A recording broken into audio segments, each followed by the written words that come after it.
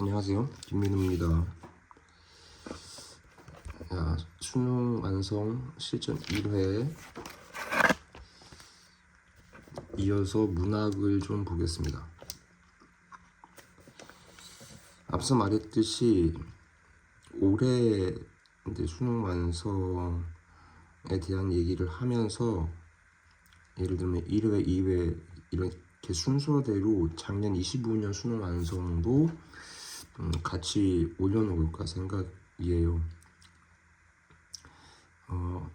문학이든 독서든 텍스트를 보는 컨셉에 대한 제시를 계속 하고 있으니까 문제를 풀지 않더라도 예를 들면 작년 25년 수능 완성 같은 경우에 독서와 문학 텍스트를 컨셉에 따라 보는 것에 대한 설명을 듣는 것만으로도 유의미할 수 있다고 생각해요. 그래서 그렇게 생각을 하고 있습니다. 오케이. 1회에 문학 18분부터 시작되는 것에서는 고전시부터 제시가 됐네요. 이제 가하고 나하고 연결되어 있는 건데 나는 이제 수필처럼 보이죠. 자, 근데 가는 상춘곡이라는 텍스트인데 아마 매우 낯익을 거예요. 자, 그런데 고전시일 경우에는 현대시의 상수 변수 기억납니까? 상수 항상 있는 거, 시적인 화자, 시적 대상에 대해서 어떤 생각과 인식 태도로 보이는지 그게 이제 정서로 직결되니까 항상 생각을 해 두고 체크해야 되는 구역이다. 그다음에 변수, 처지나 상황에 있다. 즉, 근데 처지나 상황, 뭐 시적 상황이라고도 불릴 수 있는 건데 시적인 화자의 처리 상황에 집중할 때가 있고 시적 대상의 처리 상황에 집중할 때가 있으니까 구분해서 체크할 준비를 해라. 동일한 대상이라 할지라도 어떤 처리 상황이냐에 따라서 인식과 태도, 즉 생각은 달라지니까, 그럼 정서가 달라지니까. 그래서 시여나 식구는 메우려고 하지 마라. 시적인 화자가 어떻게 생각하는지에 따라서 동일한 대상이라 하더라도 표현은 달라진다. 시여 식구를 메우려고 하지 마라. 이런 말 했었죠. 그리고 고전시에는 하나를 더 추가시켰습니다. 기억납니까? 흥이냐 한이냐, 즉 조화냐 분리냐. 조화일 때는 흥겹다, 분리일 때는 한스럽다의 정서로 귀결될 확률이 높으니까. 자, 이 텍스트 같은 경우에는 홍진에 묻힌 분내 인해생이 어떠한고 하면서 밑에 중에 산림에 묻혀 있어 지극한 즐거움 지락을 모르겠는가. 자, 그러면 홍진과 산림, 특히 홍진이란 말이 어려워서 모르겠다 하더라도 산림에 묻혀 있다라는 것과는 대비가 되겠죠. 그럼 홍진이란 뜻은 산림을 통해서, 즉 자연이 아닌 곳이겠죠. 근데 아래쪽에 더 중요한 시어가 나와요. 풍월주인. 풍월주인이 어렵다. 근데 밑으로 내려가 보니까 밑줄 친 기어, 수풀에 우는 새, 춘기, 봄의 기운, 겨워서 교태롭다, 모라일체, 흥. 자, 풍월주인을 모르겠고 모라일체도 어렵다. 그러면 흥을 기억하면 되죠. 그럼 좋아죠. 좋아는 흥겹다. 그럼 이 텍스트는 뭐 게임 끝났어요. 자연, 산림 속에서 풍월주인, 모라일체의 흥겨움을. 참고로 홍진에 묻힌 분내 사람들에게, 피플들에게 아래쪽에는 이봐 이웃들아 산수 구경, 산수, 산림 구경 가자스라.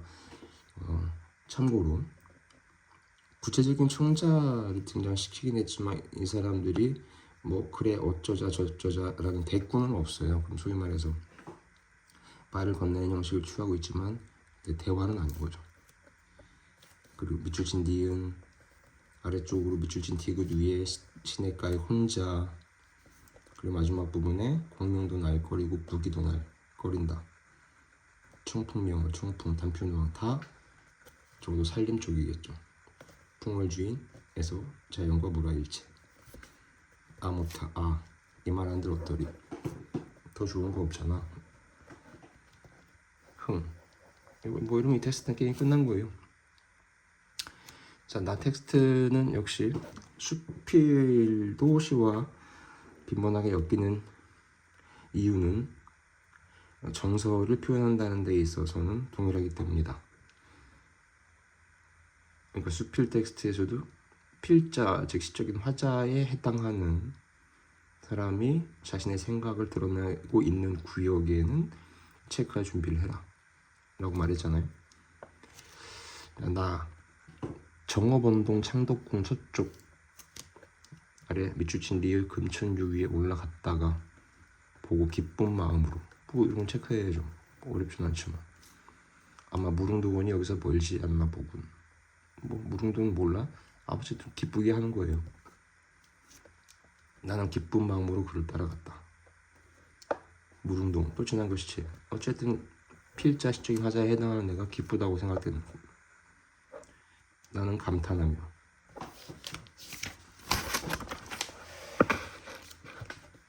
자, 그리고 이렇게 A 블록이 설정돼서 문제가 나오는 걸 보라는 거죠. 내가 자주 얘기하는데 밑줄 친 기억, 니은, 디귿, 리을, 니음 빠져 있다고 생각하고 이렇게 또 A 블록 설정이 또 빠져 있다고 생각하면 기억부터 미음까지 여러분들이 체크했어야 되는 포인트고 이렇게 A 블록은 여러분들이 중요하게 봤어야 되는 부분이에요. 나는 이곳의 정치를 보고 마치 옛날 은사각 자취를 감추고 있는 것 같았다. 이 누대를 침류, 제목 침류.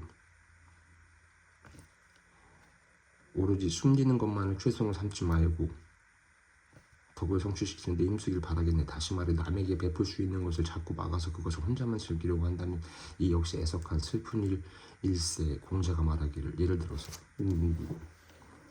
필자, 시적인 화자에 해당하는 이의 인식과 태도, 생각이 직접적으로 드러나는 구역. 그러니까 A 블록 설정돼서 문제가 나온 거죠.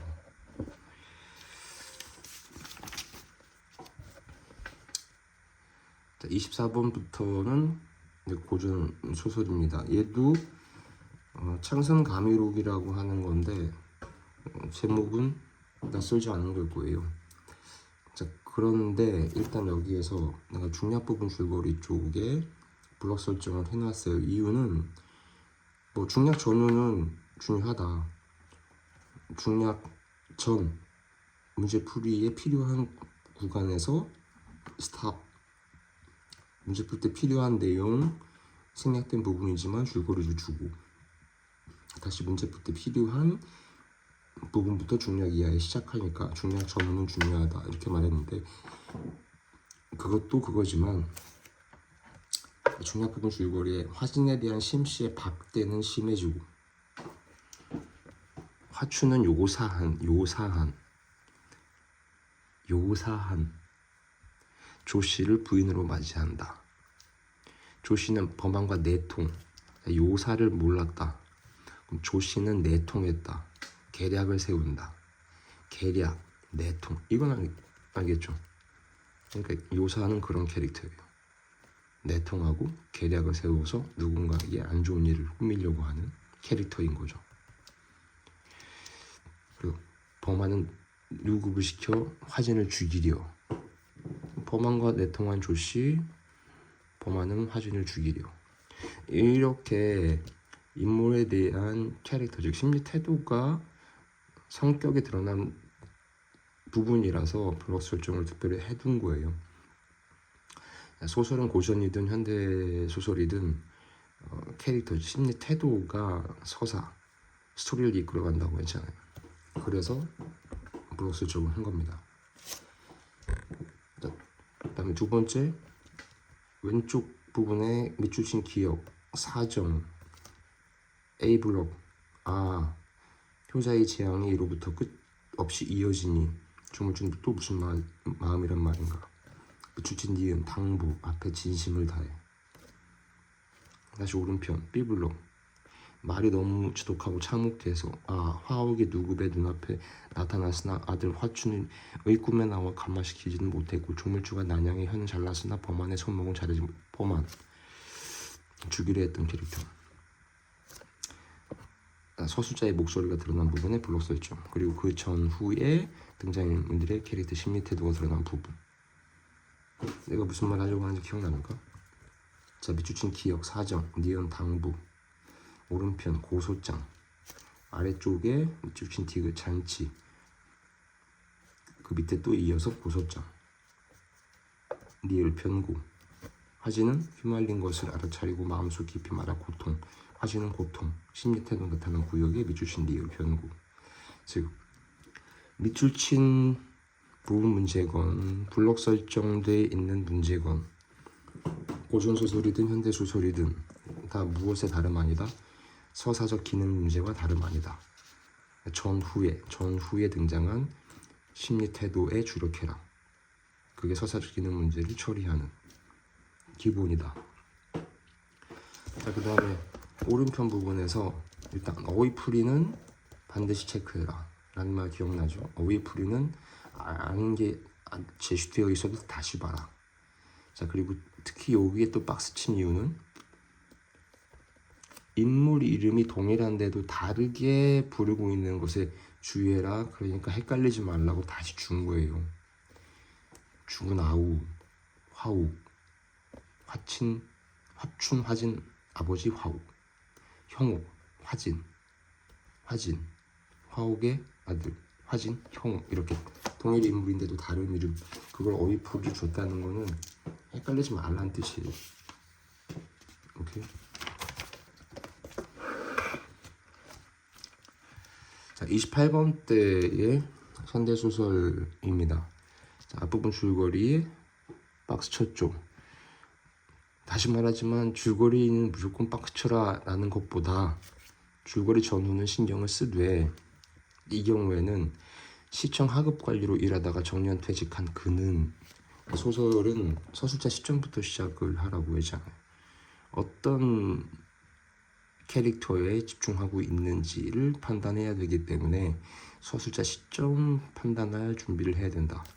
그는 했으니까 1인칭, 즉 서술자가 텍스트 안에 있는 경우는 아닌 것 같죠. 예상되지. 자, 그러다가 아래쪽 시작하는데 엊그제였던가 해요. 그러면 참고. 또 서사 시간 흐름에 따른 전개인데 이게 시간의 흐름에 따라서만 진행되고 있는 건 아니구나 라는 걸 짐작해둬라. 소설은 서사문학이니까 시간 관련해서 나오면 어쨌든 스탠바이는 해줘야 된다. 그리고 아래쪽에서 그는 문득 얼굴이 졸아드는 공포를 느꼈다. 심리잖아요. 그의 심리를 서술자가 제시하고 있으니까 오케이. 자, 1인칭 아니다. 3인칭이다. 3인칭이면 심리가 제시됐다. 그럼 관찰자 시점은 아니다. 그럼 전지적 작가 시점일 텐데 이럴 경우는 특정 인물의 시각에 포커스, 초점을 맞추고 있는지를 스탠바이 해라. 그러니까 그 아래쪽에 더 내려와서 지난 글씨체에 풀이 문제가 나왔을 텐데 물론 진정한 호기심은 아니었다. 어제 낮, 엊그제였던가? 어제 낮, 아래쪽 어제 오후 내내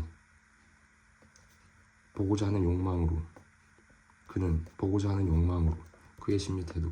그럼 이쯤에 보면 이거는 3인칭에서 전지적 작가 시점과 접점이 있으며 다양한 인물들의 심리 태도가 나타나지 않고 그에게 집중하고 있으면 특정 인물의 시각이다. 그럼 모든 문제의 중심은 그의 심리 태도가 1순위가 되는 거죠.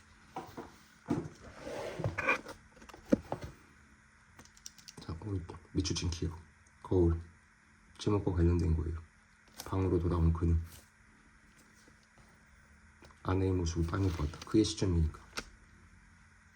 이름난 대목이었다는 대목 어휘풀이.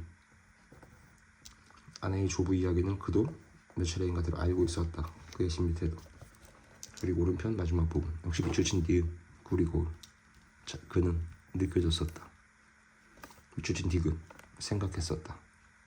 그는 한 조각 거울 생각했었다. 다 그의 심리 태도.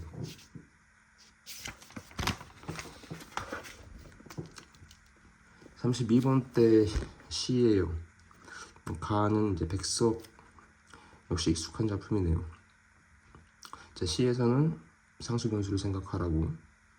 자, 그리고 시가 덜 불편할 때, 소위 말해서 쉬울 때 시적인 화자의 정서가 직접 표면에 드러난다. 얘처럼 쓸쓸한 정서 표면, 외로운 이 흰 바람벽에 늙은 어머니, 내 사랑하는 사람들, 그리고 내 쓸쓸한. 자, 시적인 화자의 인식과 태도, 생각이 드러난 부분은 무조건 체크. 나를 위로하듯이 가난하고 외롭고 높고 쓸쓸. 요 구역은 놓치면 안 되는 구역이 되는 거죠. 나 텍스트도 자, 제목이 연탄 한 장인데, 자, 삶이란 하면서 나 아닌 그 누구에게 기꺼이 연탄 한 장 되는 것이라고 말하는데, 시적인 화자의 인식과 태도가 드러난 거죠. 자, 그런데 아래쪽에 보게 되면 여태껏 나는 그 누구에게 연탄 한 장도 되지 못하였네. 삶을 이렇게 말하면서도 자기는 그렇게 되지 못했다. 실제와 다르다. 이 말을 하고 있는 거죠. 그리고 직접 드러나 있잖아요. 두려워서.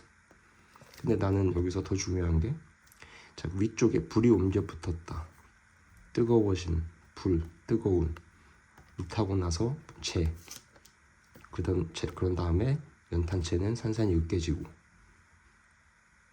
자, 시는 상상하지 마라. 연상해라. 자, 비유, 연관성, 관련성으로 시와 시구 선택되는 것이 시의 키다. 이 부분을 난 더 중요하게 말하고 싶은 거죠. 그리고 이렇게 되는 것에 대해서 시적인 화자는 두려워. 그렇게 못했다.